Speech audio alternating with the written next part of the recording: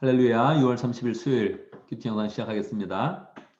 오늘 말씀은 잠언 31장 10절에서 31절입니다. 오늘 내용이 잠언의 마지막 내용이죠. 우리가 2달 동안 잠언 말씀을 계속 묵상해 왔는데 이제 드디어 마지막 본문을 이제 맞이하게 되었습니다. 잠언의 내용 오랫동안 우리가 함께 묵상했는데요. 마지막이 어떻게 장식이 될까요? 마지막의 내용은 유능한 아내, 현숙한 아내에 대한 그런 이야기입니다. 31장 10절. 누가 유능한 아내를 맡겠느냐? 그 값은 진주보다 더 뛰어나다. 이렇게 시작해서 마지막 부분까지 이 현숙한 아내, 유능한 아내에 대한 그런 이야기가 계속 나오는 겁니다. 이게 르무엘 왕의 그런 잠언이기 때문에 뭐 솔로몬의 그런 잠언에서 이렇게 마지막 클라이막스로 나가는 그런 부분은 아니다 이렇게 생각할 수 있지만 그래도 우리가 31장까지 잠언의 말씀을 계속 보면서 지혜에 대한 그런 이야기를 계속 우리가 함께 생각해 왔는데 마지막 부분이 아내에 대한 그런 부분이다. 그러면 좀 약간 뭔가 어색한 그런 느낌이 듭니다. 11절 보면 남편은 진심으로 아내를 믿으며 가난을 모르고 산다. 왜냐하면 유능한 아내가 있기 때문이라는 거죠. 이게 유능한 아내가 어떤 일을 하나 이렇게 보니까 뭐 계속 일을 하는 거예요. 12절 그의 아내는 살아있는 동안 선행으로 남편을 도우며 해를 입히는 일이 없다 해놓고서 13절 보면 양털과 사물구에다가 부지런히 손을 늘려 일하기를 즐거워하고요. 14절에 먼 곳에서부터 먹거리를 구해오기도 한다는 거예요. 이거 원래 남편이 해야 되는 일 아니에요? 이 부인이 먹거리를 또 구해오는 거예요. 15절 보면 날이 밝기도 전에 식구들한테 음식 만들어주고 그리고 16절 밭을 살 때는 잘 살펴본 다음에 산다는 거. 이거 부동산에도 또 뛰어나고 말이에요. 그러고 나서 또 포도원에 가서 직접 또 일을 해요. 노동도 잘하고. 17절 야근해가지고 뭐 그냥 뭐 18절 보면 밤에도 등불 끄지 않고 야근하고 있고요. 19절 보면 또 한 손으로 물레질하고 다른 손으로 또 실을 타고요. 뚜리잡, 뽀잡 그냥 막 갖고 있는 거죠. 그러면서도 또 21절 보면 온 식구를 홍색 옷도 서로 따뜻하게 입힌다 그래요. 뭐 스타일리스트 같은 게 되는 거죠. 남편 뭐하냐 남편. 남편은 뭐하냐. 23절 남편은 마을 원로들과 함께 마을 회관을 드나들며 사람들의 존경을 받는다. 남편은 이제 거의 기둥서방 아니에요. 이 정도면. 남편은 그냥 막 그냥 다니고 말이에요. 계속 아내는 일하고 있는 거예요. 계속. 예. 이 잠언의 마지막인데 부인 잘 만나가지고 남편은 막 이렇게 존경받으면서 다니고 이런 게 좀 약간 느낌이 좀 이상하죠. 여자들 입장에서 보면 또 이게 어떻겠어요? 왜 이렇게 나왔을까? 끝까지 그냥 계속 이렇게 여자는 일을 하고 있는 거예요. 이러고서 이런 아내 얻으면 진주보다 더 뛰어나다 그렇게 하고 있단 말이에요. 어떤 느낌이 드십니까, 여러분? 잠언의 하이라이트인데 하이라이트의 마지막을 부인에 대한 이야기, 배우자에 대한 그런 이야기로 이렇게 마친다. 좀 이상한 거죠. 왜 그럴까? 여러분 왜 그러겠습니까? 우리가 잠언을 계속 봐오면서 지혜는 단순히 지혜가 아니라 예수님이다. 또 성령님이다. 이렇게 하면서 우리가 말씀을 묵상해 왔습니다. 우리의 주장이 아니고 성경에서 그대로 이렇게 써 있는 대로 본 것이죠. 그런데 우리가 성경을 이렇게 볼 때 늘 하나님을 이렇게 상징하는 것을 잘 이제 봐야 됩니다. 하나님의 그런 계시는 우리 가정 가운데 가장 강력하게 나타나 있죠. 여러분도 함께 느끼듯이 하나님의 사랑 그렇게 하면 분명히 부모님의 사랑입니다. 하나님의 사랑은 부모님의 그런 사랑과 일치하고 있죠. 그래서 이렇게 늘 부모님이 하나님의 권위를 가지고 자식의 존경을 받아야 된다. 성경이 이렇게 가르치고 있는 것입니다. 자식이 만약에 부모를 때리거나 모욕을 주면 그 자식은 죽여버려라. 그렇게 이야기합니다. 왜 그러겠어요? 하나님의 권위가 있는데 이걸 깨면 안 된다는 겁니다. 그래서 하나님의 그런 사랑은 분명히 부모님의 그런 사랑으로 나타났단 말이에요. 그런데 예수님의 사랑은 어떻습니까, 여러분? 여러분, 예수님의 사랑을 상징할 수 있는 게 있을까요? 사도 바울은 명확히 이야기했습니다. 예수님의 사랑은 바로 부인의 그런 사랑이다. 남편의 그런 사랑이다. 이렇게 사도 바울이 우리에게 가르쳐 주고 있습니다. 그러니까 우리가 하나님의 그런 사랑, 이걸 이렇게 느낄 때, 뭐, 생명상 공부할 때도 신분의 변화하면 이제 하나님의 그런 자녀가 되는 것이고 또 예수님의 신부가 되는 것이다 이렇게 이야기하는 것이거든요. 그러니까 분명히 예수님의 그런 사랑은 배우자의 그런 사랑으로 우리에게 다가오고 있는 것입니다. 우리가 하나님의 사랑은 뭐 하늘과 같다, 부모님의 사랑과 같다 이렇게 생각할 수 있는데 예수님에 대한 그런 사랑은 이미지적으로 잘 몰라요. 근데 이건 명확히 알아야 됩니다. 예수님의 사랑은 부인의 사랑, 남편의 그런 사랑으로 와야 되는 거예요. 우리가 예수님의 사랑 생각하면 어떤 걸 생각합니까? 내 죄를 용서해 주신다. 할렐루야죠. 분명히 예수님은 죄를 용서해 주시는 하나님이십니다. 그러시고 또 우리에게 영생을 주신다. 할렐루야죠. 그런데 삶 가운데 어떻게 나타나냐고요. 예수님의 사랑이. 예수님의 사랑이 삶 가운데 어떻게 나타납니까? 여러분, 이 부인처럼 나타나야 되는 거예요. 예수님의 그런 사랑은 아예 우리가 생활의 깊은 그런 부분까지 자세하게 적용돼야 됩니다. 왜 그렇습니까? 이거는 뭐 제가 주장하는 게 아니고 우리가 식사를 할 때 이 성찬의 의미를 가지고 식사를 해야 되는 거죠. 예수님은 우리에게 밥을 먹여 주신다. 그래서 예수님이 늘 말하는 거 아닙니까? 내 살과 피가 너의 그런 빵, 내 살과 피가 너의 그런 빵이 되는 것이고 포도주가 되는 것이다. 포도주와 빵이 내 살과 피다 이렇게 말씀하시잖아요. 우리는 식사할 때 예수님을 만나야 되는 거예요. 식사하면서 그래 난 예수님을 먹는다. 예수님의 사랑을 먹는다. 나 예수님을 먹는다. 그래서 나에게 생명이 있다. 그렇게 하는 거죠. 잠을 잘 때도 예수님과 함께 자는 거죠. 일을 갈 때는 어떻습니까? 일을 갈 때. 직장을 구할 때도 예수님이 구해 주셨다. 할렐루야.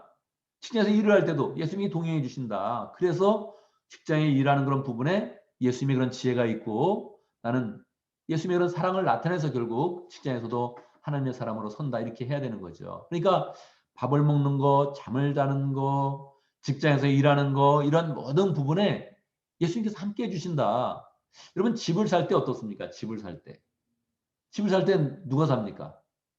뭐 일반 사람들은 다 자기가 사죠. 뭐 자기가 돈 벌어 산다 이렇게 생각하죠. 우리는 우리는 그러면 안 된다는 거예요.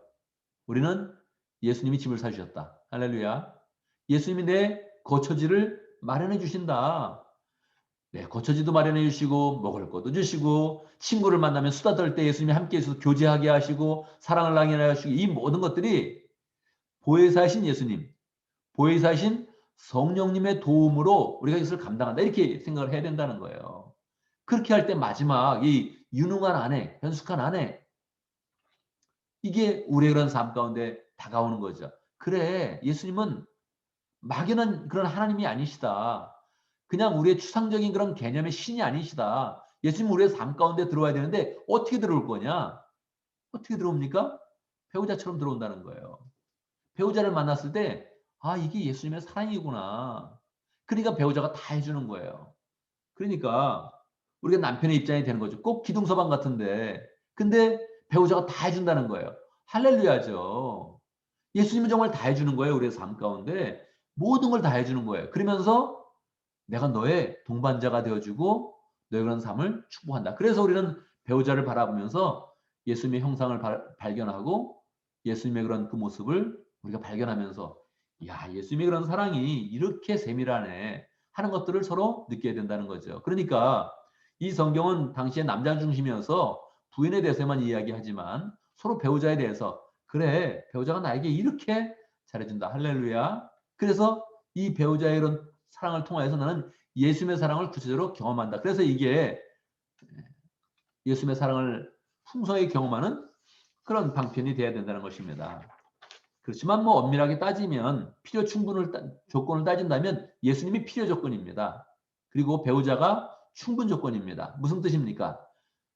배우자는 예수님을 예표할 수 있습니다. 배우자는 예수님을 예표하면서 예수님의 특징을 나타낼 수 있죠. 그런데 예수님은 배우자를 나타낼 수도 있지만 예수님은 다른 쪽으로도 나타날 수 있다는 거예요. 예수님은 조건이 더 많죠. 예수님은 주님으로도 나타나고 선생님으로도 나타나고 능력자로도 나타나고 만유의 주로도 나타나고 배우자로도 나타나고 배우자는 그렇게 안 되죠. 배우자는 예수님이 가진 특징을 뭐 주님으로도 나타낼 수 있고 이럴 수는 없죠. 예수님이 그 특징이 없죠. 그러니까 배우자가 가진 그런 조건이 작다는 거예요. 그래서 배우자의 그런 조건이 다 예수님의 특징을 나타낼 수 있고 예수님은 배우자의 특징을 나타낼 수 있는데 주님과 선생님과 우리의 능력자와 주대심과 이 모든 것을 통해서 더 풍성히 나타낸다는 거죠. 그래서 예수님의 그런 사랑이 우리가 그런 삶 가운데 있구나 하는 것이 이 잠언을 마치면서 우리에게 주는 그런 도전입니다. 예수님의 사랑을 가까이서 느껴라.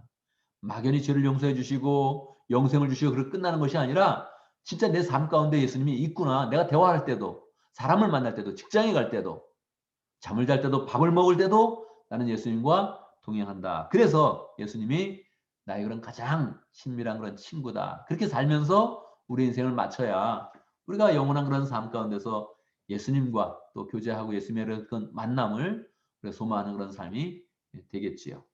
마지막 모든 그런 부분이 배우자에 대한 것인데 우리가 배우자를 보면서도 예수님의 그런 사랑을 느끼고 또 예수님을 통하여서 또 배우자의 그런 사랑을 더 풍성하게 만들고 이런 삶을 우리가 소망하면서 이 잠언의 그런 그 마지막을 잘 마치면 좋겠습니다. 오늘도 말씀 가운데 기도 제목을 붙잡습니다. 우리가 우리 삶의 모든 영역 가운데 예수님의 사랑을 느끼며 살 수 있도록 배우자와 함께 살듯이 우리의 그런 그 모든 그런 삶이 예수님의 사랑을 느낄 수 있도록 나는 아직 배우자가 없다. 그런 사람은 어떻게 해야 됩니까? 그런 사람은 뭐 예수님을 배우자로 느끼면서 그냥 살아야 되는 것이고 나는 좋은 배우자가 없다. 그러면 참 배우자 예수님을 그냥 생각하면서 소망으로 그냥 사는 것이죠. 오늘도 목장을 위해서 기도합니다. 오늘 민글라바 목장을 위해서 기도하겠습니다. 이지훈 목자님, 이로주 목녀님, 모건들과 신우영 성사님 위해서 함께 기도하도록 하겠습니다. 오늘 교회를 위해서 기도하는데 우리 예배를 위해서 기도하도록 하겠습니다. 예배는 많은 그런 희생과 열정이 모아져야 은혜로운 그런 예배가 됩니다. 마음이 해이해지거나 또 우리의 이런 사랑의 이런 그 마음이 모아지지 않으면 예배는 형식적이 되어지고 예배는 나중에 짐이 되어버립니다. 그래서 이 예배를 우리가 은혜롭게 잘 들을 수 있도록 특별히 또 예배 시간에 우리가 늘 말씀을 듣게 되는데 말씀의 은혜를 주시도록 오늘 저는 설교를 준비할 것인데 하나님께서 또 성령의 은혜를 풍성히 부어주셔서 준비 과정부터 은혜가 있고 전할 때 은혜가 있고 또 생활에 그런 적용할 때 말씀이 살아서 우리의 그런 삶 가운데 풍성하게 은혜로서 나타날 수 있도록 함께 기도하겠습니다. 제가 먼저 기도하고 함께 기도하는 시간 갖도록 하겠습니다. 기도합니다. 하나님 아버지, 우리의 큰 사랑을 나타내 주시되 예수님을 통하여서 하나님의 이런 사랑이 우리의 삶 가운데 구체화될 수 있도록 역사하심을 감사합니다. 하나님 우리가 배우자를 통하여서 예수님의 사랑을 더 깊이 느끼게 됩니다. 우리를 위해서 수고하는 그런 많은 부분들이 정말로 하나에서부터 10까지 너무너무 세밀하게 있는데 하나님 아버지 사랑을 받을 때마다 받는 것으로 끝나지 아니하고 예수님의 그런 사랑이 가까이 있음을 늘 깨달을 수 있도록 인도하여 주옵소서.